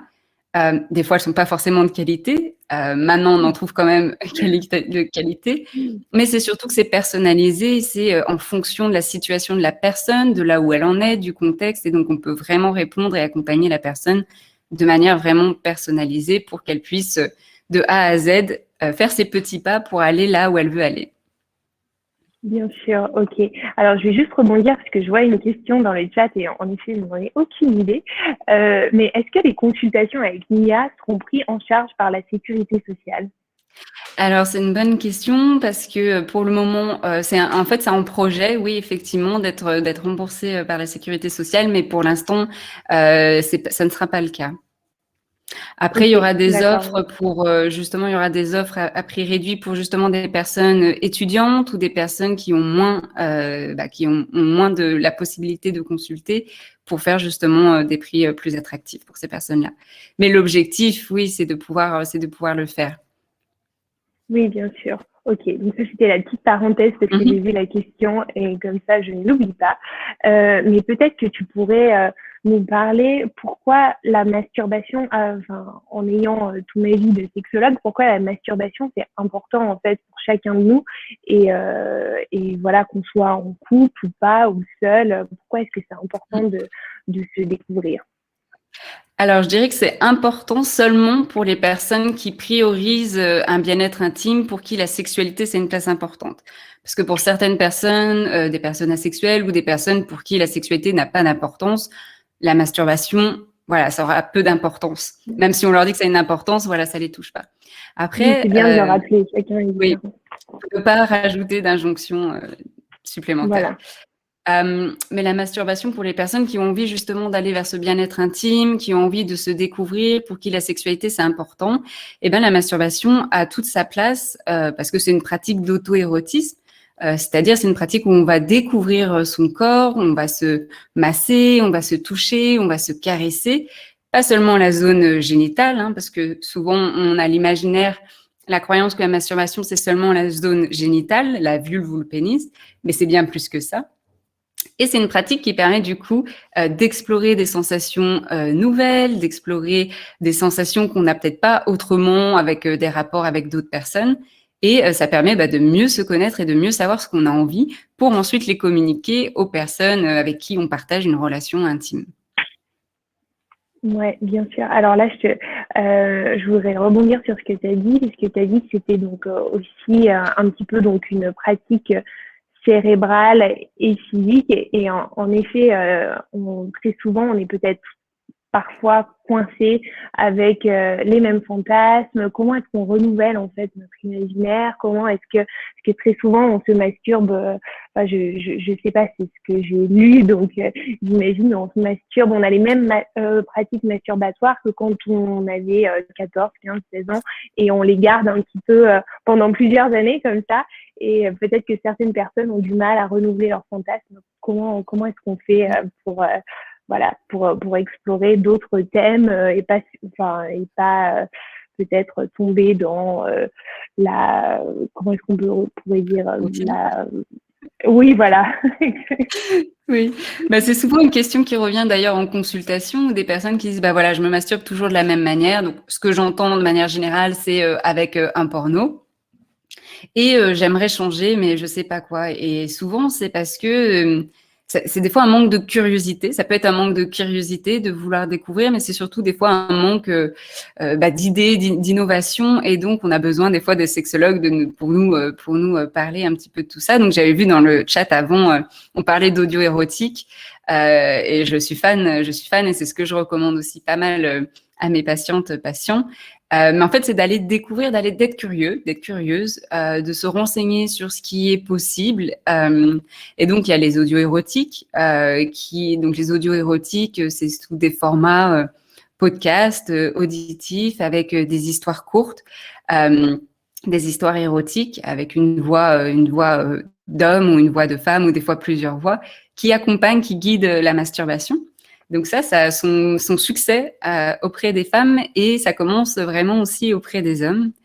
Donc en fait, ça va être de varier ces supports-là. Donc que ce soit le porno, que ce soit les audios érotiques, que ce soit aussi des lectures érotiques, ça va être de pouvoir varier. Mais ça va être aussi de pouvoir varier, par exemple, les positions. Parce que souvent, on retrouve chez des personnes qui se masturbent, souvent, elles vont se mettre dans la même position. Donc, ça va être par exemple sous la douche, donc je suis plutôt debout et je me masturbe en étant dans ma douche, ou alors sur le lit, je suis plutôt sur le dos. ou sur la chaise de bureau et donc je suis plutôt assise ou assis. Donc ça va être de pouvoir aussi changer ces positions-là, changer aussi si on a des objets. Donc ça peut être des fois se masturber avec ses mains, ce qui est très bien, se masturber avec des sextoys et du coup aussi varier par rapport aux sextoys et aux pratiques. Donc ça va être vraiment en fait d'être curieux, curieuse et de s'ouvrir à différentes pratiques et de mélanger tous ces supports-là, de pouvoir les varier pour éviter de tomber dans la routine. Oui, d'une part, mais surtout pour varier les sensations de plaisir parce que selon les supports, selon les pratiques, selon comment on va se masturber, mais surtout selon son état d'esprit, les sensations seront différentes et ne sont pas comparables. Bien sûr. Ok, c'est très intéressant et je rebondis du coup sur la question qu'on a eue un petit peu plus tôt dans le chat. Je ne sais pas si tu l'as vu avec l'échange entre Lorraine et Manon. Quelqu'un avait posé la question de en disant que sa partenaire ne voulait surtout pas qu'il touche son clitoris et elle ne le touchait pas non plus et voilà que cette personne était persuadée que ça apporterait du bien à sa partenaire et comment essayer de la convaincre, comment essayer de briser ce tabou en fait dans leur couple parce que j'imagine que c'est aussi source de frustration. Comment est-ce qu'on fait pour accompagner la personne avec qui on fait du sexe et quand on veut s'ouvrir et leur ouvrir le regard sur autre chose et une pratique peut-être masturbatoire. Oui, donc j'avais vu ce commentaire, c'était par rapport à à la partenaire qui avait un clitoris hypersensible et qui n'avait pas envie de le toucher, etc. Alors bon, là ça serait intéressant d'avoir la partenaire plutôt en face pour échanger là-dessus. Il y a plusieurs hypothèses. Ça peut être peut-être que cette partenaire-là, effectivement, elle a un clitoris hypersensible, peut-être parce qu'elle ne l'a pas forcément vraiment touché, peut-être parce qu'elle ne sait pas comment le toucher, peut-être parce que le partenaire ne le touche pas de la façon, peut-être une façon un petit peu brusque. Et donc, ça va être déjà de communiquer là-dessus par rapport au couple, qu'ensemble, ils puissent comprendre pourquoi, qu'elle puisse l'exprimer si c'est possible, si elle le sait et si elle peut l'exprimer à son partenaire. Et puis, pour tout ce qui est aussi clitoris hypersensible, comme Lorraine disait aussi avant, on n'est pas forcément obligé de toucher du coup le gland du clitoris si ça n'apporte aucun plaisir à la personne. On va pas la forcer, on ne va pas essayer de la convaincre, on va juste s'adapter. Et du coup, on peut masser la vulve, on peut masser les lèvres externes, donc on appelle les grandes lèvres, les lèvres externes. On peut masser donc si on veut vraiment masser le clitoris, alors là, j'ai le clitoris en 3D, et là, donc c'est le gland. Donc ici, c'est le gland, donc c'est ce qu'on voit. Donc généralement, il est recouvert par le capuchon. Et alors, une technique, si vraiment ils veulent pratiquer la masturbation et toucher le clitoris, ça va être en fait de ne pas toucher le clitoris, mais de faire les mêmes mouvements, mais au-dessus en fait. Donc vraiment, ne pas toucher, pas toucher du tout le clitoris. Et pour les personnes hypersensibles, elles vont déjà ressentir des choses. Donc des fois, c'est aussi de se dire qu'on n'a pas besoin forcément d'un contact physique pour ressentir. Et tu parlais du cérébral, il y a beaucoup de ça aussi. Il y a beaucoup d'énergie sexuelle, et donc on n'est pas obligé d'avoir un toucher physique pour ressentir du plaisir. C'est super intéressant et du coup je vois une autre question dans le chat, donc je rebondis là-dessus aussi. C'est quelqu'un qui demande comment persuader donc ma femme, dans ce cas-là, des effets positifs de la masturbation et de partager ça sans pénétration. Donc, je pense que c'est pareil, c'est mettre aussi son partenaire à l'aise et créer cette espèce de cocon où on se sent bien à deux. Alors déjà, faut pas persuader parce que ça c'est un vocabulaire, faut faire attention aux mots aussi, les mots ont une importance. Donc persuader, j'aime pas trop ça, mais c'est comment on peut communiquer au mieux. On peut partager effectivement les bienfaits de la masturbation, ce que la personne ressent par rapport à elle, sa propre expérience sur le positif de la masturbation. Après, c'est évidemment à la partenaire ou au partenaire de voir si ça a un intérêt aussi pour cette personne. Mais je veux dire, voilà, on va pas essayer de convaincre, on va juste essayer d'informer, de donner de la formation. Et des fois, les personnes ont besoin d'un rythme, elles ont besoin de temps et d'aller à leur propre découverte. Donc ça, c'est important de ne pas forcer, parce que plus on va forcer, et je pense que c'est pas très productif, mais c'est vraiment informer des bénéfices, oui, effectivement, au niveau physique, ce que ça apporte, voilà, un bien-être, un relâchement, ça déstresse, ça peut diminuer les douleurs menstruelles, ça peut apporter aussi de l'amour pour soi, parce qu'il y a de l'ocytocine, de l'amour pour l'autre, et vraiment d'y aller à son propre rythme et de trouver ses propres techniques. Et aussi, des fois, il y a des personnes qui aiment se masturber, mais pas forcément en présence de l'autre. Et donc, ça aussi, il faut savoir le respecter. Oui, oui, voilà, parce que parfois c'est aussi une pratique de partager, donc d'être dans le partage, de regarder l'autre se masturber, mais c'est vrai que ça peut pas correspondre à tout le monde. C'est une bonne façon d'apprendre ce que son partenaire aime, mais tout le monde n'aime pas faire ça. Et justement, je voulais un peu rebondir sur comment est-ce qu'on crée pour soi-même. Tu parles de l'amour de soi, prendre du temps pour soi. Alors, est-ce que tu aurais des petits conseils peut-être pour prendre le temps de se faire une séance de masturbation? Comment est-ce qu'on fait? Est-ce qu'on la planifie? Est-ce qu'on la met dans son Google Agenda et voilà, tous les dimanches à 18h, j'ai rendez-vous avec moi-même. Quels sont tes conseils là-dessus? Alors là, pour le moment, j'ai pas vraiment de réponse tranchée parce que pareil, j'aime bien instaurer les petits rituels planifiés, mais j'ai pas envie que ça soit une injonction de plus. Alors on peut instaurer des rituels selon son rythme. Quand on a cette envie-là ou une envie qui nous traverse, hein, des fois ça nous traverse puis on la laisse passer, et voilà. S'il y a cette envie-là de se masturber ou de prendre du temps pour soi, alors attraper cette envie-là et de se faire plaisir.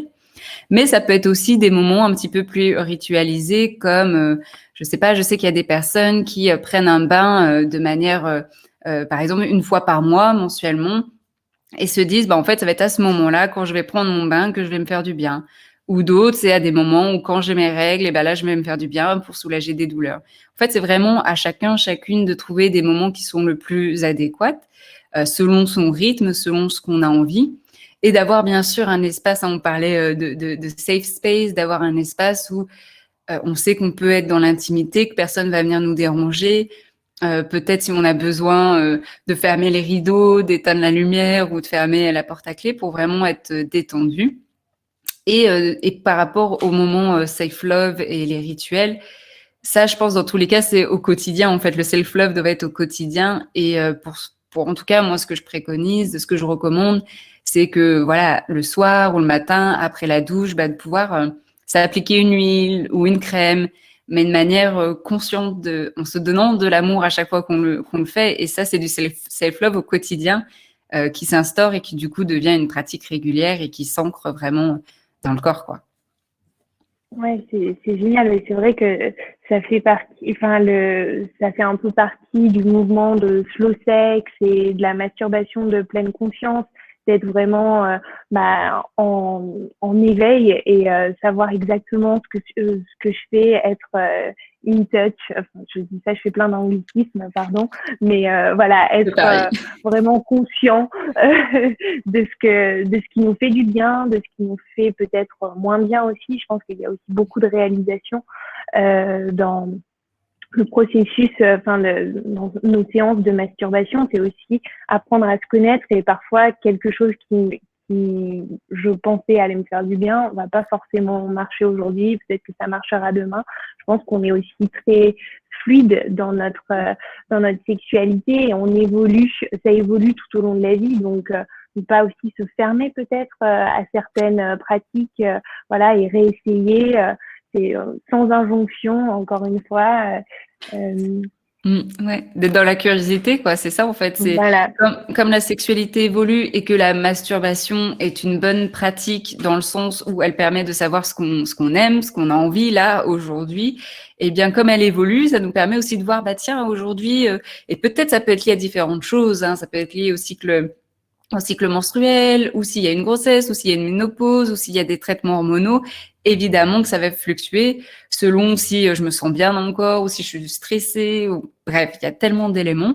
Mais le fait de se masturber, de se connecter à soi, ça permet de se dire, OK, où j'en suis dans ma sexualité, quel genre de toucher, comment j'ai envie d'être touchée aujourd'hui, Et ça, c'est un bon indicateur pour ensuite l'exprimer à ses partenaires, sa partenaire, par rapport aux relations intimes à deux, et de dire, écoute, là, je sens que aujourd'hui ou cette semaine, j'ai plus besoin de toucher vraiment doux, vraiment sensuel. Et donc, on partage à l'autre, en fait. Et cette communication-là, elle réduit vachement la frustration pour soi, mais aussi pour l'autre.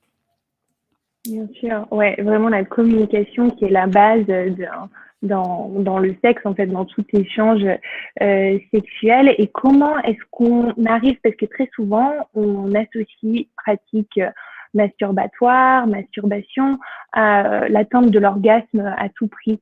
Comment est-ce qu'on dépasse, en fait, cette injonction et on prend juste du temps, comme tu disais, pour être curieux, pour se découvrir.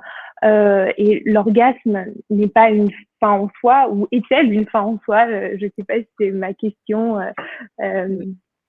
Il y a la jonction encore sur l'orgasme. Tout à l'heure dans le chat, on parlait du slow sex, et donc il y avait des références de bouquins. Ça peut être une première approche aussi pour déconstruire un petit peu tout ce qu'on a entendu dans notre éducation sexuelle, ce que la société nous dit par rapport au fait que voilà, quand on se masturbe, en fait, masturbation, et souvent dans ce que j'entends par rapport aux femmes, c'est donc masturbation, c'est une pénétration vaginale qui doit mener à un orgasme. Et donc, des fois, la pénétration vaginale n'amène pas à l'orgasme, ce que les études prouvent, que généralement, je crois. Oui, voilà, même plus qui ont pour du les plaisir. personnes adultes. Ouais, qui se touchent le clitoris. Et souvent, du coup, les personnes, la vulve, ne se masturbent pas parce qu'elles se disent, masturbation, il faut une pénétration vaginale, je ressens rien.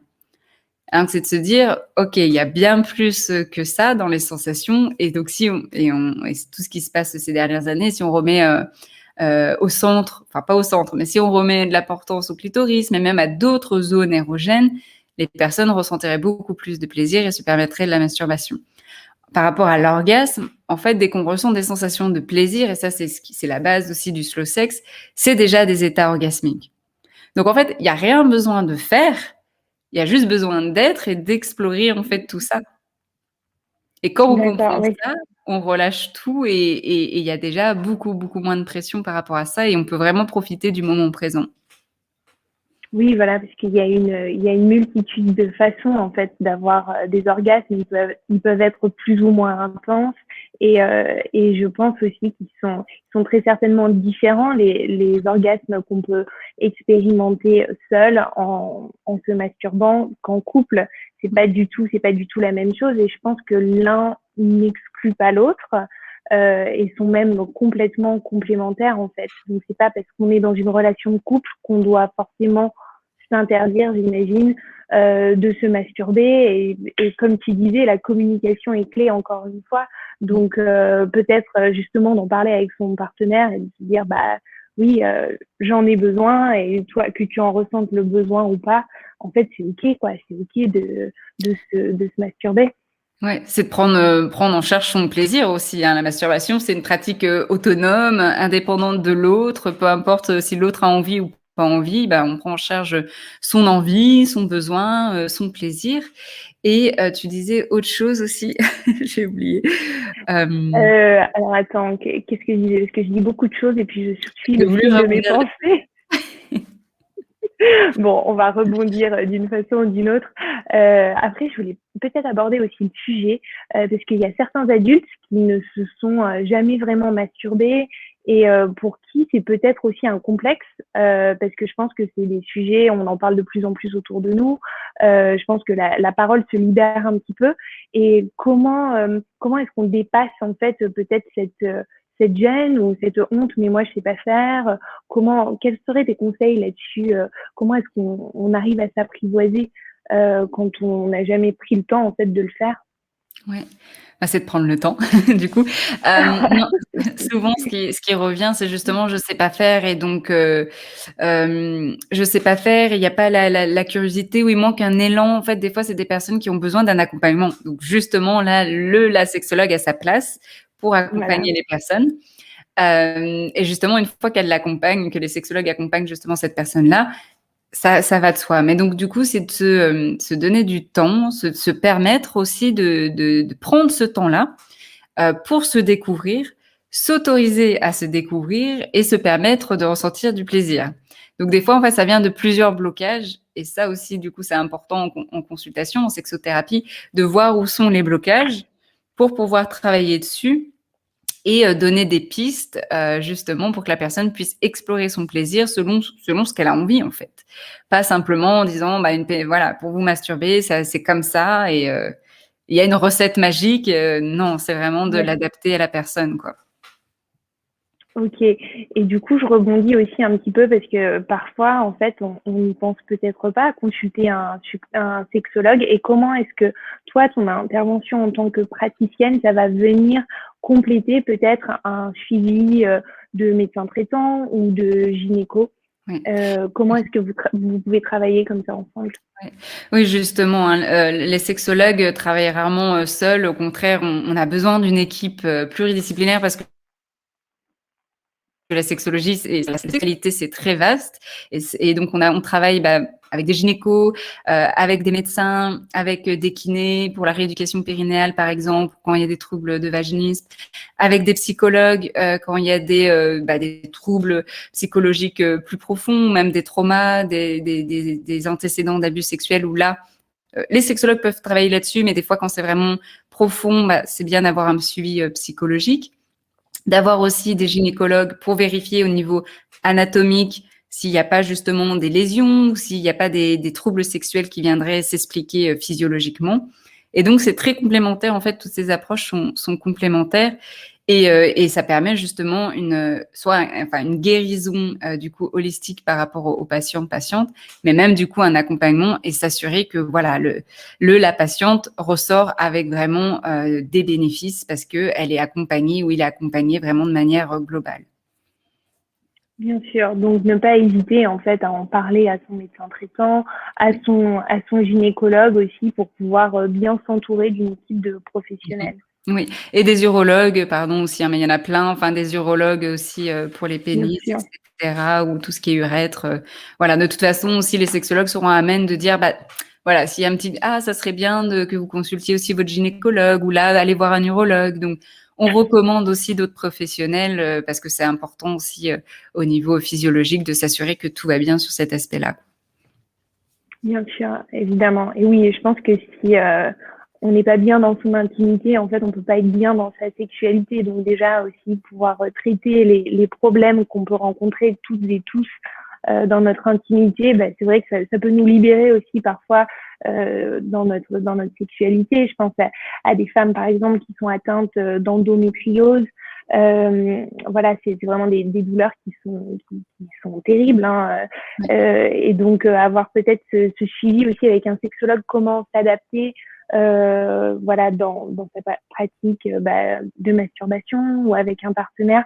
Je pense que tu dois aussi voir beaucoup de patients qui sont atteints de ces troubles qui sont de plus en plus connus, hein, qui sont complètement de toute façon normaux et voilà, on les connaît de plus en plus.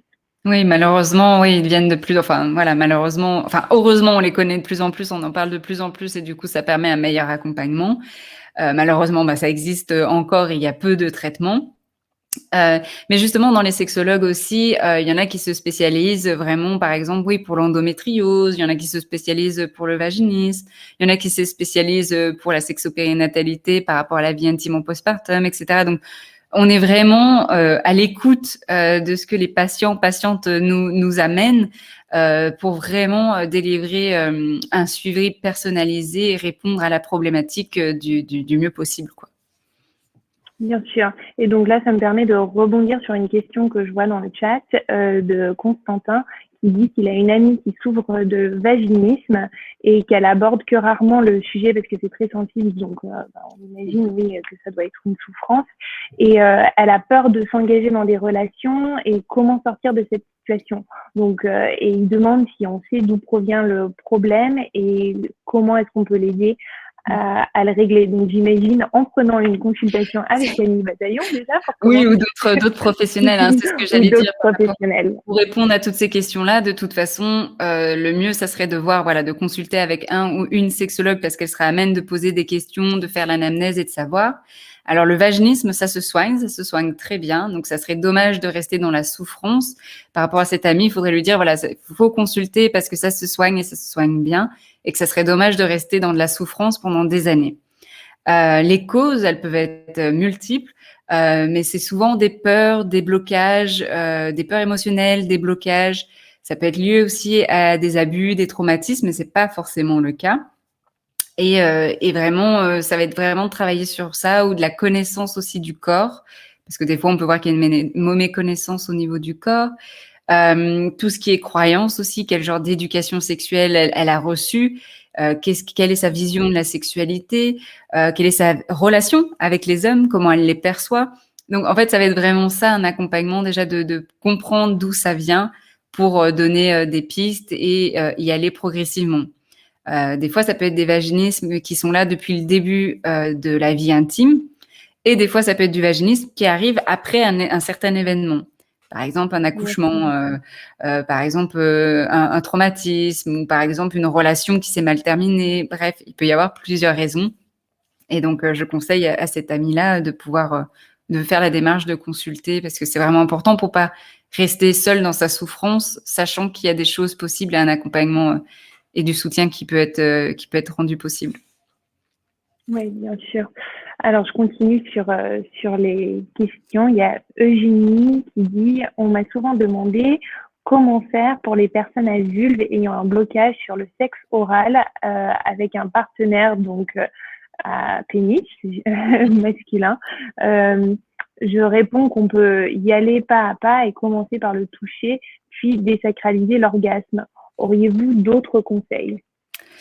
Ça serait demander à cette personne si elle sait pourquoi il y a ce blocage par rapport à ça, au sexe oral, parce qu'il peut y avoir pareil plusieurs possibilités. Moi, ce que j'entends souvent en consultation par rapport au blocage au sexe oral, c'est le fait d'associer ça à une pratique pornographique et donc de se dire bah voilà, je veux pas être une actrice de film porno, je suis pas une prostituée ou je ne veux pas me soumettre, je veux pas être dominée. Donc il y a des fois ce rapport, ce blocage, cette croyance-là qui peut-être peut être déconstruite ou informée par rapport à ça. Et effectivement, de toute façon, toujours y aller pas à pas. Mais déjà voir voilà où se situe le blocage. De toute façon, c'est déjà le plus important. Et ensuite, une fois qu'on comprend ce blocage et qu'on a travaillé par rapport à ça, effectivement, c'est d'y aller progressivement. Ou des fois même, dès que le blocage n'est plus là, en fait, ça libère déjà plein de choses et il n'y a plus de problème par rapport à ça. Donc, je dirais déjà de savoir voilà d'où vient le blocage. Oui, bien sûr, de pouvoir mettre des mots dessus et comprendre en fait ce qui se passe. Voilà, ouais, parce que comme on disait, c'est vraiment la sexualité, c'est autant émotionnel que physique en fait. Évidemment, il faut que le physique suive, mais si l'émotionnel n'est pas là, c'est complètement complémentaire. Donc c'est dans cette approche beaucoup plus holistique, voilà, pour comprendre les blocages physiques et vice versa. Oui, d'ailleurs ah oui, je te coupe, pardon. D'ailleurs non, vas-y. Dans les traitements, souvent on dit en sexothérapie, il y a bien sûr, faut traiter l'aspect médical, physiologique, mais c'est un infime pourcentage par rapport à tout ce qu'il faut travailler en psycho-sexo, donc tout ce qui est psychologique, émotionnel, etc. Et c'est souvent là le plus gros travail à faire. Oui, bien sûr. Alors, il y a Clémence qui fait un retour d'expérience et elle dit qu'elle a eu besoin de consulter un sexologue, mais la parole n'est pas forcément évidente déjà avec les professionnels du secteur médical. Et en demandant aux femmes de son entourage, on a du mal en fait à trouver des médecins qui jugent pas dans la sexualité, dans les choix de contraception, dans la grossesse, Donc, il faudrait que ça change et qu'ils orientent vers plus de sexologie. Donc là, j'imagine que c'est aussi le but aussi un petit peu avec Mia.co, c'est ce que vous faites. Voilà. C'est ça, Mia.co, justement, c'est pour répondre par rapport à ces craintes-là. Mia.co, c'est une plateforme qui se veut bienveillante, safe space, où les personnes peuvent vraiment partager leurs questionnements intimes auprès de sexologues diplômés qui sont vraiment aussi pareils dans une approche psychosexo, vraiment holistique. Et d'ailleurs, sur cette plateforme, il y aura aussi un forum pour les personnes qui voudront échanger sur leurs expériences de manière anonyme pour aussi faire profiter de la communauté. C'est ça aussi qui est enrichissant. Ah bah oui, c'est sûr, oui, parce que très souvent, en fait, on n'en parle pas et on n'est pas au courant que notre voisine, notre voisin, en fait, on traverse exactement les mêmes problèmes. Et donc, bouche à oreille, ça fait du bien en sexologie. Non, bah, c'est pas. Donc, c'est vraiment un beau projet. Et quand est-ce que ce projet sort? Manon nous a dit la semaine prochaine. Ouais. Mais est-ce le cas? Alors, on a dit que ça sortira après la Saint-Valentin et avant les giboulées de mars. Donc, c'est plus qu'une question de jour. D'accord, une question de jour. Donc, pour être tenu au courant de la sortie, j'imagine, on vous suit où ça, sur Instagram? Alors, oui, vous pouvez nous suivre sur Instagram, je crois d'ailleurs que. Donc, sur le site internet, pour l'instant, c'est encore en attente, mais vous pouvez déjà voir le site internet pour quand il y aura l'ouverture, vous serez au courant. Il y a le compte Instagram mia.co avec le -fr. Je pense que Manon le remettra. Et sinon, si vous n'arrivez pas à trouver, vous pouvez aussi me contacter sur mon Instagram Camille Parle Sexe et je vous redirigerai vers la plateforme qui sort du coup tout bientôt. Et on est très, très excités. Il y a vraiment une attente et de la demande. Donc, ça va être top. Carrément. Ouais, c'est vraiment un beau projet, donc on est heureuse vraiment de t'avoir. Comme je ne vois pas de questions, je pense qu'on va pouvoir conclure ici. Donc vraiment, merci beaucoup Camille d'être venue, de nous avoir présenté Mia et puis d'avoir répondu à toutes nos questions sur la masturbation. C'était un échange très riche. Merci beaucoup. Merci et bravo en tout cas aussi pour cette synergie entre vous toutes pour faire ce self-love et commencer les webinaires sur ce sujet-là. Donc, on en a besoin et c'est top. Et merci aux personnes d'avoir été au rendez-vous et on continue sur cette lancée. Hein. Voilà, exactement. Écoute, on t'aura de retour avec grand plaisir pour en parler encore sur d'autres sujets. Donc là, on continue ces sessions de webinaire donc qui sont vraiment consacrées au self-love pendant tout le mois de février. Donc vous nous retrouverez dimanche prochain. Le thème sera donc plus sur les règles et les cycles hormonaux. Voilà, la semaine prochaine. Donc, si vous n'êtes pas inscrit, inscrivez-vous. Et puis voilà, plein d'autres choses encore qui arrivent. Donc, chez Toku, Manon est là. Voilà. Oui, je me permets juste de revenir pour finir, juste pour dire que c'est vrai que dans le programme, on avait marqué, j'avais marqué du coup, que à partir de maintenant jusqu'à 20h, il y aurait peut-être un petit échange entre nous trois. Gapienne, Collectif Junon et Tolku sur nous, les outils qu'on propose, que ce soit ceux qui ont été repérés par Collectif Junon ou par Gapienne ou Tolku sur nos propres boutiques, sur la découverte de soi, le self-love, la masturbation, mais du coup, on s'est dit que ça allait faire un peu tard et qu'on allait plutôt vous préparer ça d'une autre manière, en petite vidéo ou IGTV qu'on partagera sur nos réseaux ou qu'on vous enverra avec les replays. Donc voilà, c'est pour ça qu'on va pas le faire ce soir quand même, pour que le self-love soit aussi en pratique chacun de votre côté. Moi, j'attends, là, il y a mon self-love qui m'attend, là. Allez, vous célébrer, enfin, voilà. J'espère qu'il y avait matière, il devrait y avoir matière à plaisir et à désir. Donc, bonne soirée à tous et merci à toutes et à tous de vous être connectés. C'était vraiment un super échange. Super. Merci tout le monde. Je vous embrasse. Bonne soirée. Bonne soirée. Salut.